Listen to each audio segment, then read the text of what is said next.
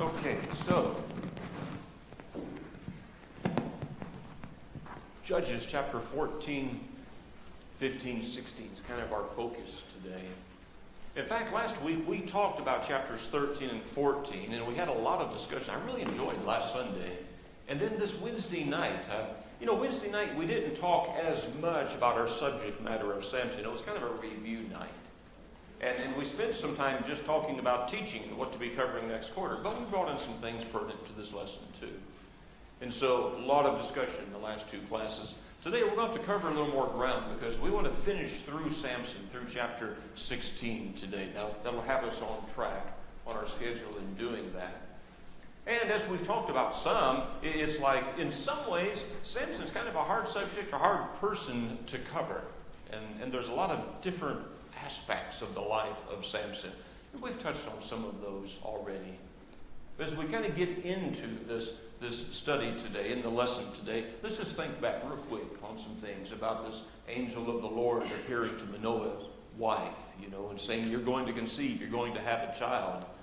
And then he appears to Manoah as well. And so they're told that they're going to have a son, and he's going to be a Nazirite from birth, and there was all the aspects of this, and we have thought about and just wondered, what was Manoah thinking? And his wife. I mean, when they're hearing all of these things, and you just can't help but to wonder. And we looked at this idea, this fact that Manoah prayed to God, and that God heard Manoah, and that Manoah's confidence grew in what was happening and what has been promised here by God. I don't think Manoah and anybody really could have understood all that was going to happen in the life of Samson and what they would be involved in. But early on, they knew that there was something special here, that God was suggesting something special. And then there was that angel of the Lord that came, appearing to Manoah and his wife, and the sacrifice that was offered, that was consumed. All of these things were just incredible. But it helps to set the storyline of Samson. That something miraculous is going on here. Something special is going on. That God has chosen Samson for a reason. There's a purpose that is here that's going to come through his life. And in chapter 13, we see how the Spirit of the Lord came upon Samson. And is it 3 times or 4 times now? I forget. That the Spirit of the text is specific about this. That the Spirit of the Lord comes upon Samson. And there are some incredible things that happen and take place with that. So, as we get into this lesson, let's see. Let me get this remote. Well, it's somewhere here. You didn't hide this, did you, Alan? Did you do this on purpose? See, I get messed up. Alan usually has it sitting here. I'm like spoiled. Alan takes care of it, Let's get the lay of the land again. Just remembering here, this whole lesson is dealing with issues in the heart of the Philistine territory. We've seen and we've commented before that there was these little skirmishes and whatnot with the Philistines. Well, now it's real. That the power of the Philistines has overtaken Israel. They're under the thumb of the Philistines. And Manoah is from this little, I guess you could say, a border town here, Zorah. And as we get into this lesson here, we're going to be dealing with the heartland of the Philistines. That's where we will be going. So as we get into the story today in chapter 14, just talking about this, Samson has grown. He's at this point where he goes down to the Philistine territory and he sees a woman he wants to marry. And he says to his parents, get her for me. It's some kind of interesting discussion about what kind of attitude is that? And it's like, well, that's the attitude of Samson. One that we don't totally understand. And then even at this early part of the story of Samson, we see that there's going to be interaction with the Philistines. And this is something that God is bringing about because for the last 40 years, remember, for the last 40 years, Israel has been under the thumb of the Philistines. It's going to come to an end at some point.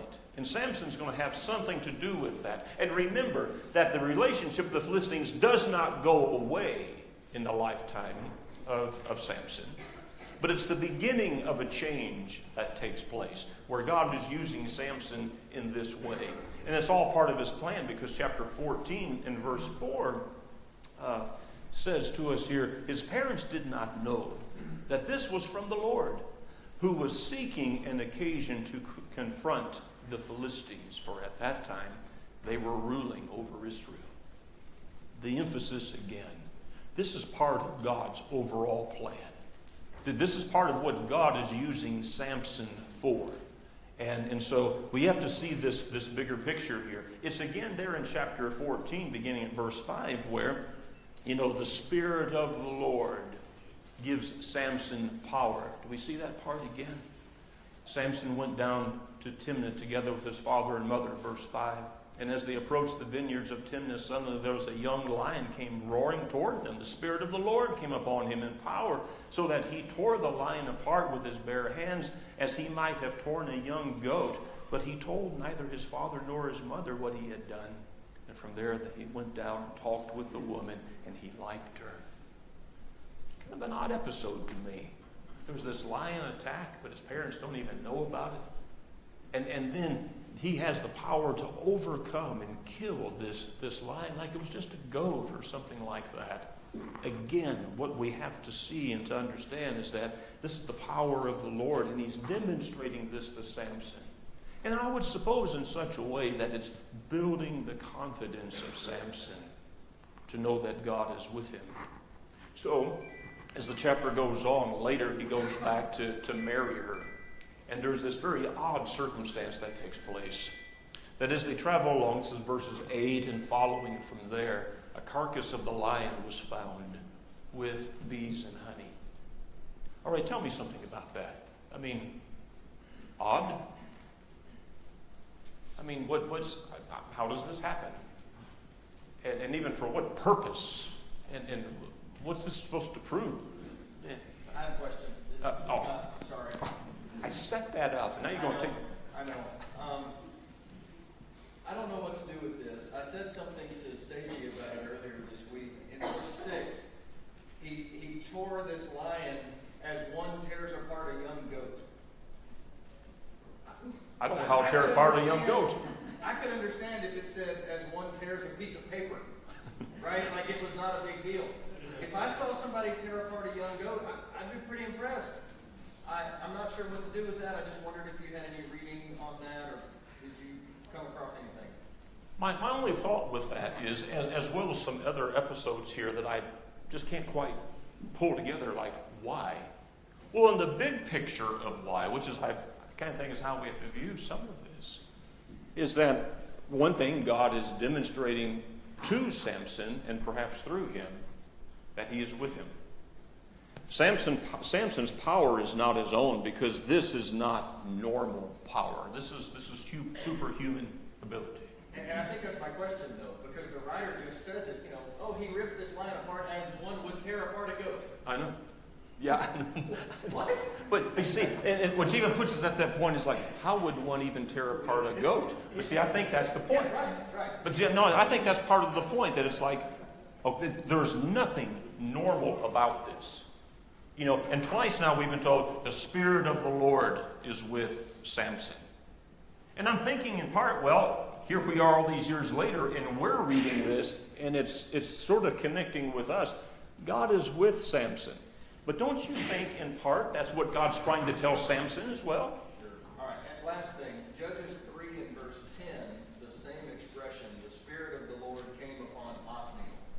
So we clearly see, this is not unique to Samson, but right. it is unique in the sense that his physical strength is being highlighted when the Spirit of the Lord comes upon him. Yes. Yeah. Right. Yep. While there are some other things about Samson we've talked about, it's like, I just don't get this. I don't understand why he's this way. There's some character flaws here. What we see God is doing is using Samson again to accomplish his purpose in the most extraordinary way. And that's what makes it stand out. How is this going to come into the question you started with there about the bees and the carcass? Yeah, what about that? Lion? The only thing I can think there is, like the Spirit of the Lord coming on Samson, the Spirit of the Lord for some reason came upon the bees to show Samson something, call it miraculous. Well, miraculous, and I'm not even going to say useful, because this becomes a part of his riddle. I mean, the idea of the bees and the honey in this carcass is going to be part of the riddle that he uses to some of the Philistine men here just shortly in the story. It's something that is surreal. It's something that's unusual, because bees would not make honey in the carcass of a dead animal.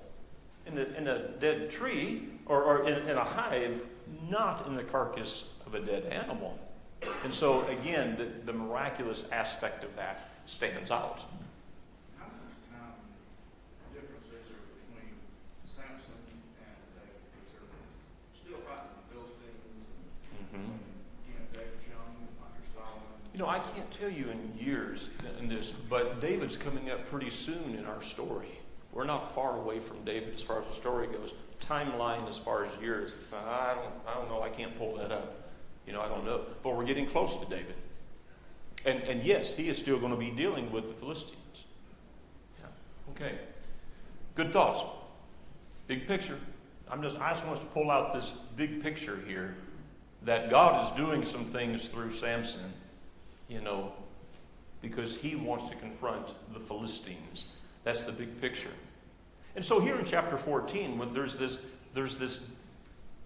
riddle, which has always been a little bit hard for me just to kind of figure out and understand what's the purpose of the riddle. Understand the purpose of the story. God is positioning Samson to confront the Philistines. And so here he is, betrothed to this young lady. And as wedding feasts would go of the time, Samson is given 30 Philistine companions to have a party with.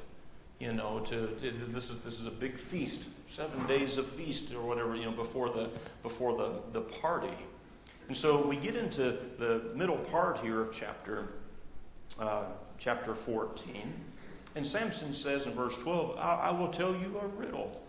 If you give me the answer within 7 days of the feast, I will give you 30 linen garments and 30 sets of cloth. Okay, this is clothes. So, this is kind of a rich gift, times 30. So there's something to that. If you can't tell me the answer, then you have to give me the 30 garments and clothes. And here's the riddle. Out of the eater, something sweet. Out of the strong, I said that wrong. Out of the eater, something to eat. Out of the strong, something sweet.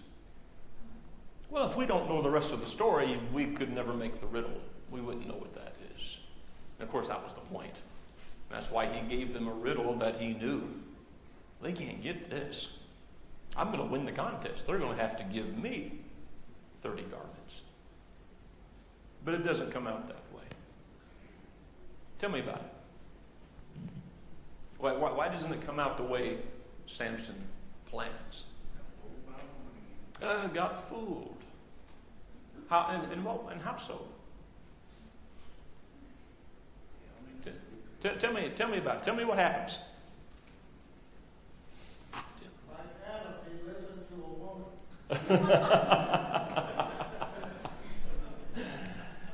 Tim, that could get you in trouble.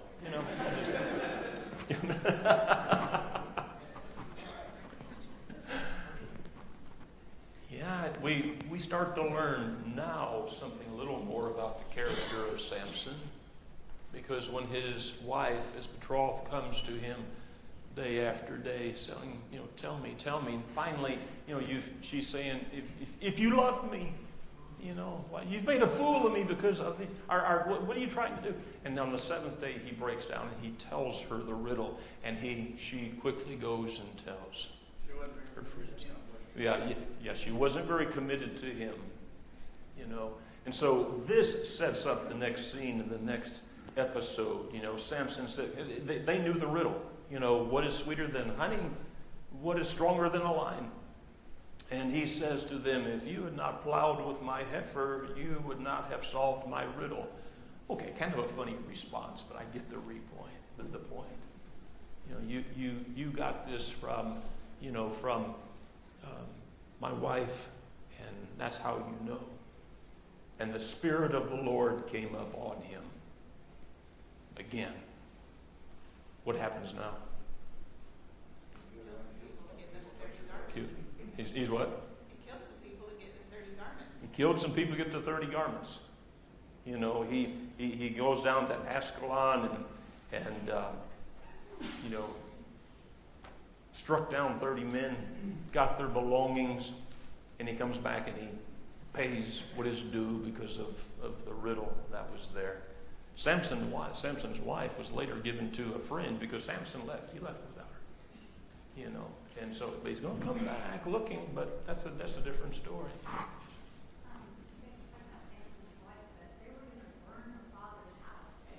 Oh, that kind of isn't important.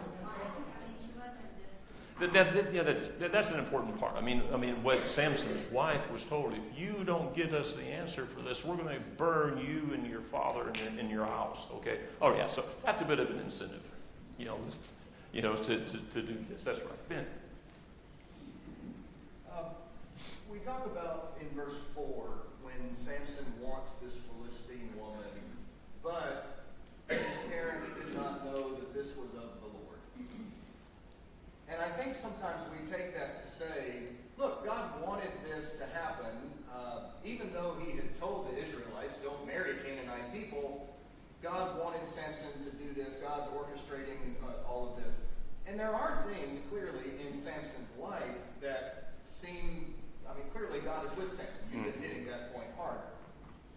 And yet, this Philistine wife that he wanted worked against him actively in this case. And then Delilah will do the exact same thing in a little bit.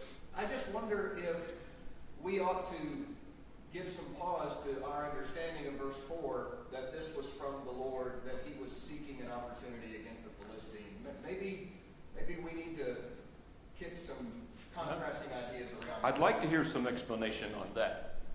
I think God uses foolishness of men to accomplish his own things, regardless of what we do. He's going to make the right outcome. We will see late in the big picture how God uses not just Samson, but what we've already seen. How God can use circumstances, even when men make poor choices, to still accomplish his will. And as we began in this story, God was seeking an opportunity to confront the Philistines. And so he's using Samson in that way. I think we have seen, and we've agonized a little bit in some earlier discussion about just the moral character of Samson, which at the least is questionable. But still, God is going to use that for his reasons and for his purpose, in this end result. Even like these skirmishes, like he just now, he kills the 30, to get the clothing. He's going to kill more. And it's like, well, what is that supposed to even do? Because it sounds like it's all about Samson. And kind of sort of in the storyline, it's about Samson. But is there a bigger purpose with that? Is it really just about Samson? Well, what was the message that God was trying to give, underlining, to the Philistines? Is there a message there? If nothing else, it's getting them rattled. As the story goes on and we get into the next part of the story, we see more and more that the Philistines are taking notice of Samson. The Philistines shouldn't mess with anybody that's associated with God and following him. And how much and how well do they know of Samson's association with God? I'm not sure I could answer that at this point in the storyline. But Samson has their attention even more so again as this goes on. They become afraid of Samson. They want to kill Samson. And they try unsuccessfully, to do that. And so I think my point of emphasis is that Samson has a reputation at this point. And I'm not sure exactly what to make of that totally. And I don't think the Philistines knew exactly what to make of that. But, well, let's go on, chapter 15. And here comes another incident, he goes back. He wants to go in and see his wife now. He travels back to see his wife in chapter 15. And her father says, but I gave her to your friend because I thought you didn't want her. You left. You too often left her. And Samson does not handle that news well. And he feels justified to retaliate. I'm thinking even that there's some side points to be making about this right here. Maybe some points about vengeance come out in class. He feels justified. Well, if you did that to me, then here's what I'm going to do. So what did he do now in chapter 15? This is a bizarre scene. A bunch of foxes, which is a little bit hard to understand. Where did he find 300 foxes? Okay. It's interesting. I think a more literal translation of that is jackals. And I'm not sure why some of the newer translations say foxes. Foxes and jackals are not the same thing. Jackals travel in packs, large packs. Makes a little more sense to me, okay? Maybe it was foxes. But the more literal translation would be jackals. But still, how did he collect 300 of them? I don't know. And how did he manage to get them together and tie torches on their tails and tie them together? I don't know. I don't know how he managed all that. I just don't. Okay? But he did. Because remember, the Spirit of the Lord is with him. Okay? And so he's done some things that are miraculous already. And so here, he does this. These animals, they go running out through the fields and they burn up the wheat and the olive groves and the vineyards. This is not a small fire. This is huge. This is something that is huge. If he did not have the attention of the Philistines before, he does now. They've got him under a microscope now. And so this ugly cycle continues. I work so hard on PowerPoints, harder than I should. Spend more time on PowerPoints than I should, and then I don't even keep up with them here. Here's where we are. Okay? And so now the Philistines retaliate by burning her, his wife, and her father to death. Okay, that's where that goes. And so Samson retaliates and slaughters many of them. Then he goes to this cave near Edom, and he goes there to hide out. So I'm just trying to, you try to think about the Philistines who are going like, who is this guy? Like, where did he come from? And why is he messing with us? Why are these things happening? What is he doing? And they have to be also wondering, what's next? So now, for whatever reason at this point, maybe Samson knows, okay, the heat's getting heavy, and he goes and he hides in this cave. This picture here, I don't know if this is the cave he went to. It is a cave outside of the old town of Edom, so maybe it could be, but it was a cave. That he went to, and he hid there. We're in chapter 15, in verse 9. The Philistines went up and camped in Judah. Oh, yeah, and so like Edom, look at the map there, little circle. It's over in Judah. So he has fled now, and he's over in the area, the region of Judah. Verse 9. The Philistines went up and camped in Judah and spreading out near Lehi. And the men of Judah asked, why have you come up here to fight us? We have come to take Samson prisoner, they answered, to do to him as he did to us. Yeah, that's the way to do. Let's retaliate. We're seeing this cycle now, okay, going around and around. Then 3,000 men of Judah went down to the cave in the rock of Edom and said to Samson, don't you realize that the Philistines are rulers over us? What have you done to us? So they're saying, look, you're bringing the wrath of the Philistines on us. What do you think they're going to do to us now?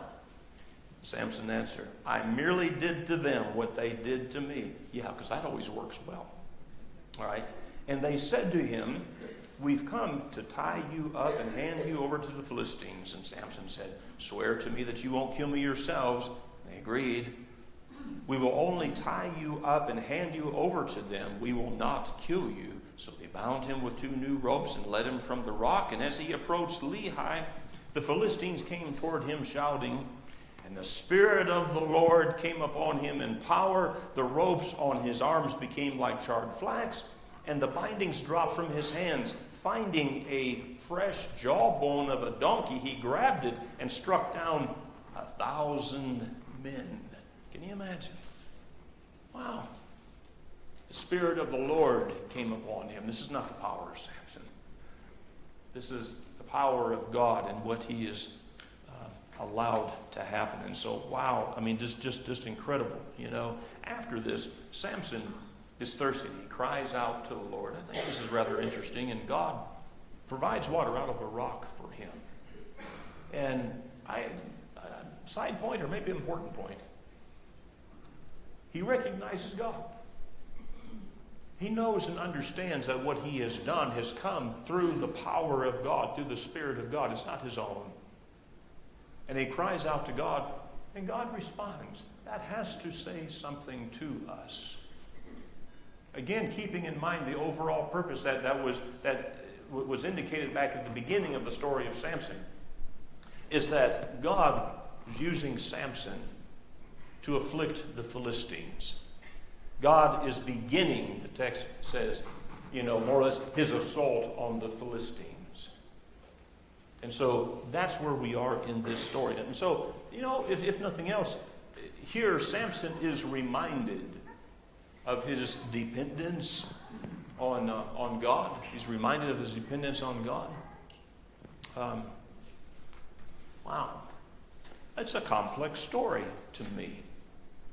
Then as we get into chapter 16, and we get into chapter 16, and we have more of the storyline of Samson that we are more familiar with. Okay, Jane? Okay, back in 15, verse 16. Does he give God the glory, or does he take glory when he says, I have slain 1,000 men? Okay. So the question being, like in verse 15, does he give God the glory? I have made donkeys of them with donkeys' jaw. I have killed. And interesting point. I think the answer to that comes in the verses that follow. When he turns and he cries out to the Lord, there's again this recognition of the Lord. And you have given your servant victory this day. See, I was kind of troubled when I read that too. At first, I'm going like Samson, he's taking credit for what's just happened, okay? But then when he addresses God, he says, you have given your servant victory this day. So again, I think there is that recognition that he sees God as the one who gave him power, to do those things. So as we get into chapter 20, there's some time that has passed. It's kind of a theme for Samson. He's got this incredible strength, and yet it was his weaknesses over relatively simple things. His weaknesses over his choices in women is the thing that's obvious. Mm-hmm. But here in chapter 15, he says, I've just killed 1,000 men, and I'm going to die because I can't get water. Yeah, right. Yeah, I need a drink of water. And so he needs what is considered to be insignificant. It's just Yeah. water. All I need is water. And God provides that for him. But strong as he is, his downfall is something that is just a common, everyday thing. And again, I think points to the idea and the fact of his dependence on God. And he knows that. I mean, again, if there's a redeeming quality to Samson, is that dependence on God. He seems to never lose that throughout his life, and we certainly see that in the end of his life. So I'm trying to keep some of those things in the back of my mind here as we go forward. We get into chapter 16. There's some time that has passed, probably 20 years or so, 20 years that he has been judging Israel, and probably now we're entering into the latter part of his life, and he goes down to Gaza. You see here on the map, we're into some of these southern cities of the Philistine territory that we've talked about, we've identified earlier on. But no, now we're there.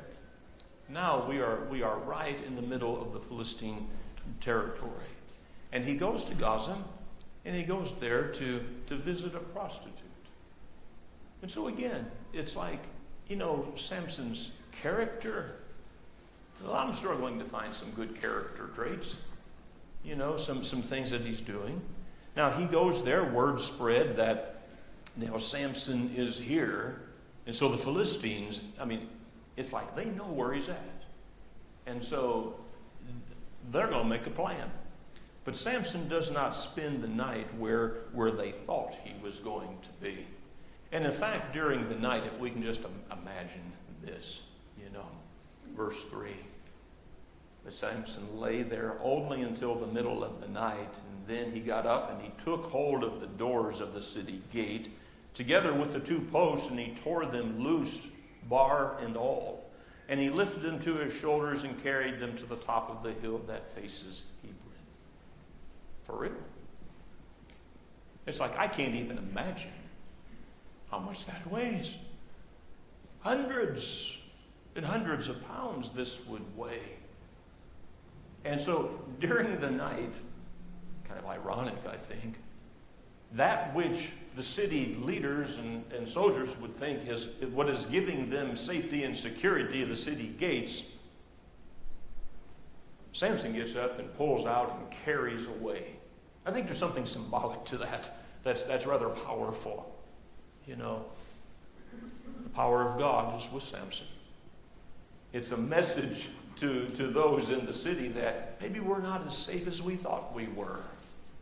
There are all of those messages that are going on right there. The power of God is in Samson.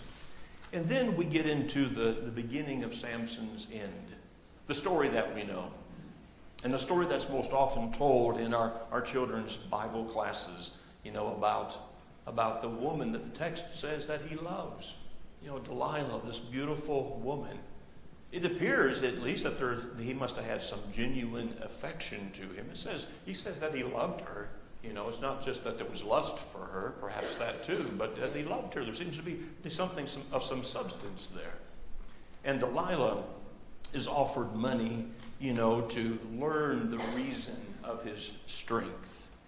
And, a lot of money, in fact. Because if you recall, and some of the rulers of the cities are mentioned. All of these cities down here, Gaza and Ashkelon and Ashdod and Ekron, all of these cities among the big cities of the Philistines. They all know about Samson. And they all know where he's at now. Man, they must have had a pretty good spy network going on. And so these rulers are all sending money to Delilah. We'll pay you this money if you can find out the reason for his strength. I just think this is an interesting part of the story. This is how bad the Philistines wanted to destroy and kill Samson. They're willing to put a lot of money behind this. And we are probably somewhat familiar with the story of what goes on with Delilah and how she continues to come to him and egg him on, tell me your secret. And she is persistent with this, How can you say you love me if you won't tell me these things? And she wore him down. And Samson gave up his strength, his secret, and he lost his strength. Why did he lose his strength? Why did he lose his strength? His hair? Well, yes, but it was his vow. The hair was what was part of that vow. You don't cut your hair during the vow. The vow was the issue. He broke his vow with God. And that's why his strength went away. And so I don't know, maybe, am I making this too particular? It's like, well, they cut his hair, and that's why he lost his strength. Well, yes, but no. The big picture is he broke the vow. Cutting the hair, he broke the vow with God, and that's when his strength went away. With compromise, there are consequences. We've seen this so many times in different stories that we have gone through, and I'm not sure how many times we can emphasize it. Or can we emphasize it too much? I don't think so. Compromise always comes with consequences. There are consequences that Samson is going to face. They come and they take him and they gouge out his eyes and they take him to prison and they hook him up like a mule to grind grain. This is the consequence of breaking his vow. And I'm just thinking, that's a powerful point that we need to understand. And it's a powerful point that in our classes, those teaching next quarter, seems to me like this becomes more of the outstanding point.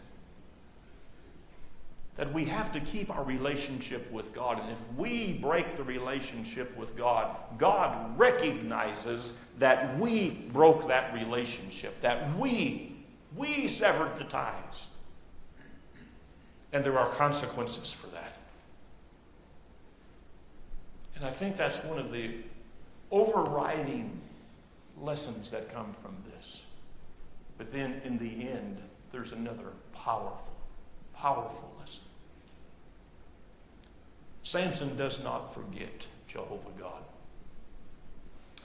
God's ultimate goal is accomplished through Samson. That he was beginning to afflict the Philistines through Samson. And Samson, in his last moments, his hair is grown longer. He has renewed his vow with God, and he prays and he calls out to God to give me strength one more time. And God gives him strength.